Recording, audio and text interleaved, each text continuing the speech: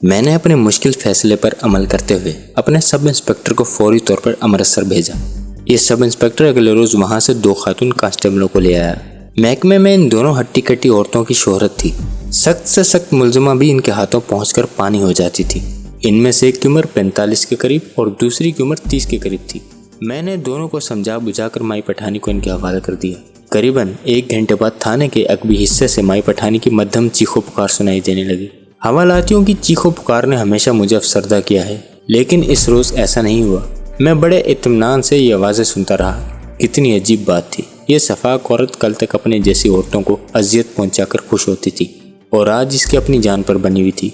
यानी एक जलाद की अपनी पीठ पर कोड़े पड़ रहे थे।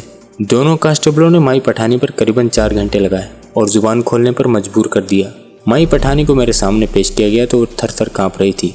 इसके होंठ नीले हो रहे थे और गंदी बकवास करने वाली जुबान भी रुक चुकी थी। इस मौके पर माई पठानी ने जो इंकशाफ किया वो बेहद अहम और सनसनीखेज था। इसने एतराफ़ किया कि करीबन 1.5 बरस पहले तक जो अंग्रेज़ औरत हवेली में थी, इसका नाम मिसेस मारिया था और इसका गुनाह ये था कि इसने सरदार बदरूक के खिलाफ गवाही देने का पक्का इरादा कर रखा था। मैंने माई पठानी से पूछा, अब वो औरत कहाँ है? माई पठानी की बादामी आंखों में खौफ की परछाइयाँ लहराईं। इसने सर झुकाया और कांपती हुई आवाज़ में बोली, सरदार बदरूक ने इसे कत्ल कर दिया था। एक लम्हे के लिए मैं सन्नाटे में रह गया। ये कब की बात है? मैंने अपने लहजे को नॉर्मल रखते हुए पूछा। कोई 1.5 साल पहले की, माई पठानी ने जवाब दिया। इसकी लाश कहाँ है? मुझे नहीं मालूम। मैंने खातून कांस्टेबलों को इशारा किया। उन्होंने माई पठानी को बाजुओं से पकड़ा और घसीटती हुई हवालात की तरफ चली। पठानी ने एक बार फिर चीखों पुकार शुरू कर दी। इस दफ़ा इसकी वापसी 2 मिनट बाद ही हो गई। इसने रोते पीटते हुए इकरार किया कि अब वो सब कुछ बता देगी, कुछ नहीं छुपाएगी। इसके लहजे से सच्चाई झलक रही थी। अपनी जान को अजाब से निकालने के लिए वो बदरूक सिंह का कच्चा चट्टा खोलने के लिए तैयार हो गई थी। चंद घूंट पानी पीकर और अपने हवास दुरुस्त करके इसने मिसेस मारिया और बदरूक सिंह के बारे सब कुछ बता दिया। इसने बताया कि मिसेस मारिया दिल्ली जाने के लिए रेलवे स्टेशन रवाना हुई थी, लेकिन रास्ते में ही बदरूक सिंह और कालू के हत्थे चढ़ गई। घोड़ा गाड़ी का कुचवान फरार हो गया था, जबकि अंग्रेज बावर्चन मौके पर ही हला कर दी गई थी। बदरूक सिंह और कालू मिसेस मारिया को उठाकर हवेली में ले आए। यहाँ इसके साथ वो सब कुछ हुआ जो इस हवेली में दाखिल होने वाली किसी बेकस औरत के साथ हो सकता है। चंद हफ्तों बाद जब बदरूक सिंह का दिल मिसेस मारिया से उकता गया तो इसे अपने एक अधेड़ उम्र तयाजात के हवाले कर दिया। यह शख्स भी कुछ अरसा इसे खराब करता रहा। बाद इसे एक अदना मुलाजमा की तरह काम पर लगा दिया गया। शोमाई किस्मत, एक रोज मिसेस मारिया ने हवेली से फरार होने की कोशिश की। सजा के तौर पर इसे माई पठानी के हवाले कर दिया गया। माई पठानी ने अपनी सिफाकी से इस पर अरसा हयात तंग कर दिया। सरदार बदरूक मिसेस मारिया से बेहद नफरत महसूस करता था और इसे सफ़ेद कुतिया के नाम से पुकारता था। इसने माई पठानी को हिदायत कर रखी थी कि सफ़ेद कुतिया से इतना काम लो कि इसकी हड्डियों से खड़खड़ की सदा आने लगे। इसे इस बात का शदीद रंज था कि मिसेस मारिया ने इसके खिलाफ गवाही देने का ऐलान किया और अपने फैसले पर डटी रही और अब भी डटी हुई थी। काली हवेली की काली दीवारों से अंदर एक उजली औरत जो एक काबिल एहतराम डॉक्टर भी थी, कोलू के आगे जती रही, सच बोलने की सजा भुगतती रही। यहाँ तक कि एक दिन नढाल होकर गिर गई। कोलू खींच कर इसके दोनों कंधों और पेट पर गहरे जख्म बन गए थे, जिससे हर वक्त खून रिसता रहता था। इसे फौरी तौर पर अस्पताल ले जाने की जरूरत थी, लेकिन बदरूक सिंह ने इसके लिए एक दूसरे इलाज का बंदोबस्त कर लिया। ये इलाज मौत था। इसने कराहती और आंसू बहानी नीम बेहोश मारिया की पेशानी पर पिस्तौल रखा और 3 गोलियां इसके सर में उतार दी। उसी रात हवेली की बैरूनी 4 दीवारी के पास एक घड़ा खोदकर इसे दफन कर दिया गया। अगले रोज बदरूक सिंह ने इस जगह पुख्ता फर्श बनवा दिया। बाद अज़ां इस फर्श पर कूड़ा फेंकने के लिए जगह बना दी गई। ये अंजाम था इस औरत का जो दुखी इंसानियत की खिदमत का जज्बा लेकर इस दूर दराज इलाके में पहुंची थी और जिसने किसी का कुछ नहीं बिगाड़ा था।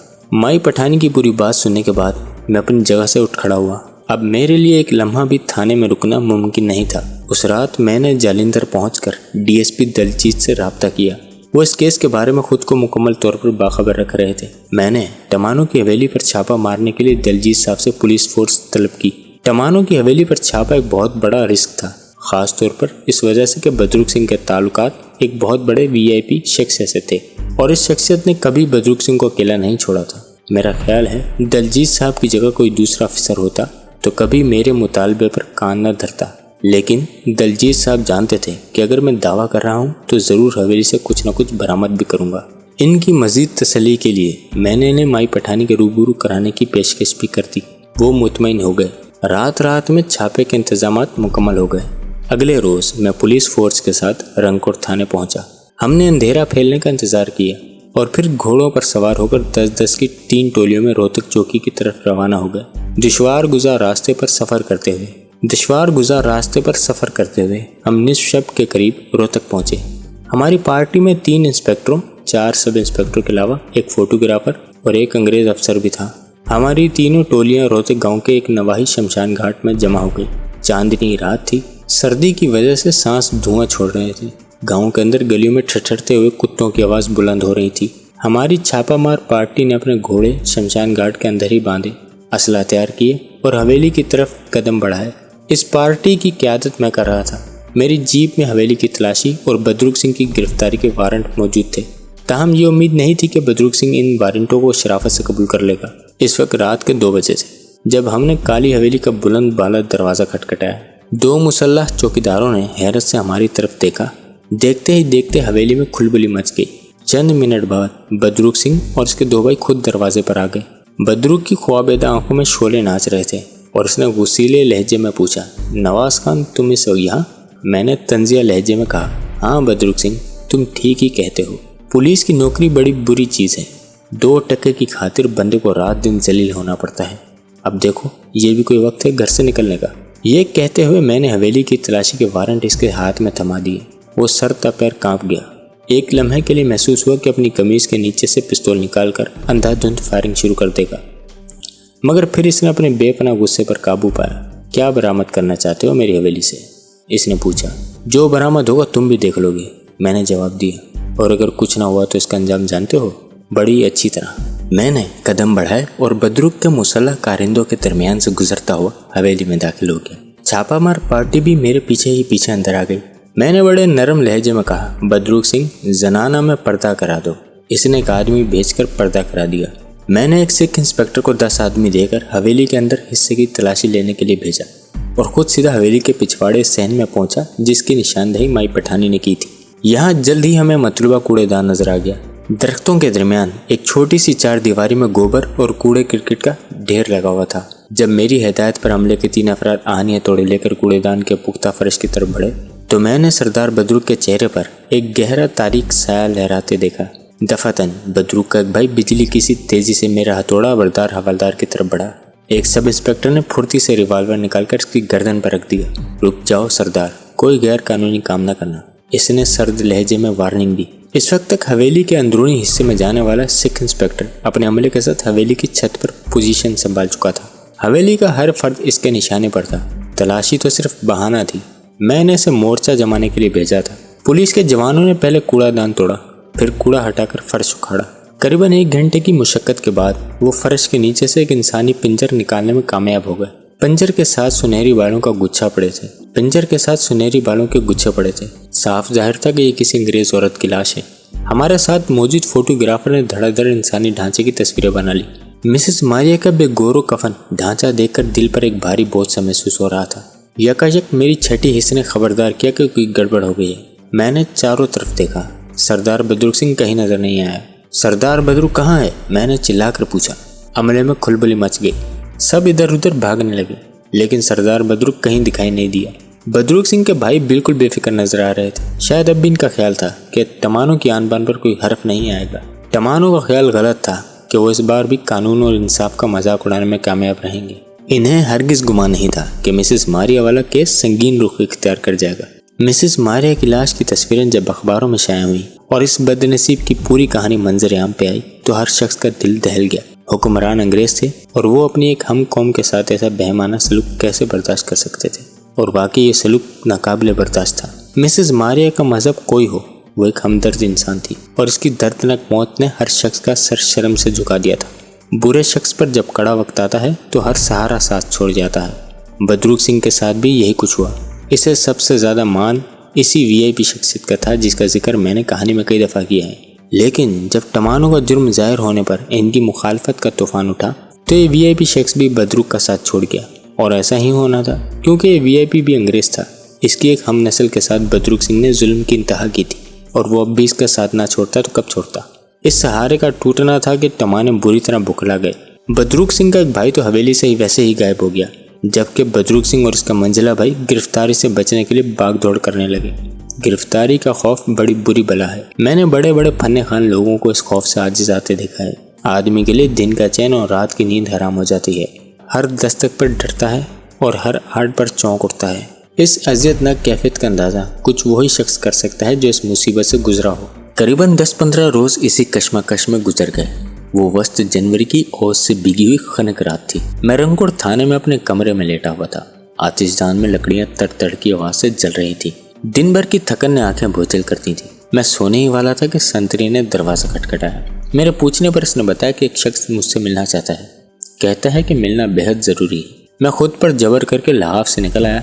चंद मिनट बाद एक शख्स गर्म चादर की बक्कल मारे अंदर आ गया। इसका चेहरा चादर की ओट में था। जब वो रोशनी में आया तो मैं दंग रह गया। वो खुद सरदार बदरुक सिंह था। पहले तो मेरा ध्यान अपने रिवॉल्वर की तरफ गया, लेकिन जब मैंने गौर से बदरुक की आंखों में देखा तो अंदाजा हुआ कि अब वो मुझे बदरुक सिंह से कोई खतरा नहीं। इसका सारा दमखम निकल चुका था और अब वो एक मस्कीन शख्स की तरह मेरे सामने खड़ा है। चंद ही रोज में इसकी नोकदार मुझे लटक गई थी और आंखों के गिर्द स्याह हल्के पड़ गए थे। शायद काराइन को बदरुक सिंह टमाना की यह तब्दीली हैरानकुन महसूस हो, लेकिन मेरे लिए हरगिज हैरानकुन नहीं थी। फांसी का खौफ बड़े बड़ों को पत्ता पानी कर देता है। मैंने ऐसे बहुत से मंजर देखे हैं। बदरुक सिंह ने चेहरे पर फीकी सी मुस्कुराहट सजाई और मेरी दावत के बगैर ही एक कुर्सी पर बैठ गया। इस रात मेरे और बदरुक के दरमियान जो गुफ्तगू हुई वो खासी तवील थी। इस गुफ्तगू का खुलासा यह है कि बदरुक सिंह अपनी जिंदगी बचाने के लिए बड़े से बड़े दाव खेलने को तैयार था। इसका ख्याल था कि मैं इस केस में सब कुछ कर सकता हूँ और अगर मैं चाहूँ तो तफ्तीश में फ़र्क डालकर बदरुक की जान बचा सकता हूँ। इस बातचीत के दौरान एक मौका ऐसा भी आया कि जब बदरुक सिंह इस बात पर आमादा हो गया कि वो एक हवेली के सिवा सब कुछ छोड़ने को तैयार है। अगर इसकी जान बच जाए तो खाली हाथ यहाँ से चला जाएगा और कभी वापस नहीं आएगा। बदरुक सिंह की हालत दीदनी थी। वो जिंदगी के लिए तड़प रहा था। मैंने इसे कहा, सरदार बदरुक, तुम बड़े होशियार मुजरिम रहे हो।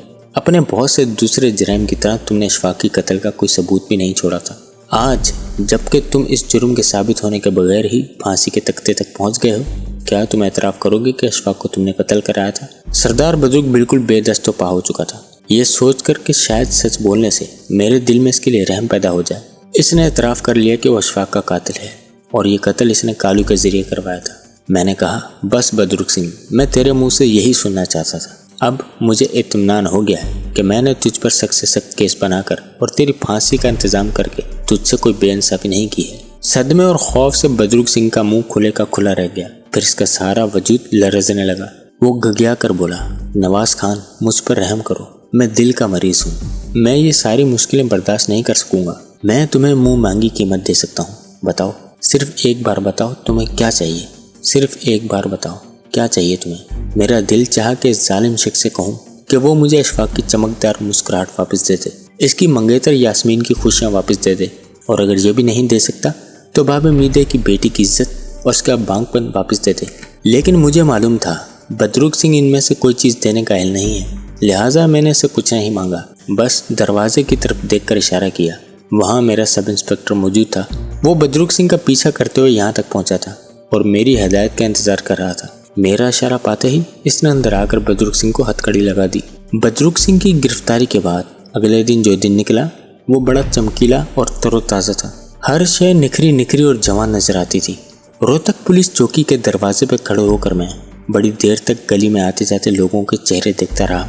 हर चेहरे पर खुशी की एक गैर महसूस चमक दिखाई दी। इन चेहरों में मुझे बाबे मीदे और गुलाबे के चेहरे भी दिखाई दिए। गुलाबा के बाप ने आज बड़े साफ सुथरे कपड़े पहन रखे थे। इसके बालों में गिर्द भी नहीं थी। वो बेटी का सहारा लिए नहीफ कदमों से जानिब जा रहा था।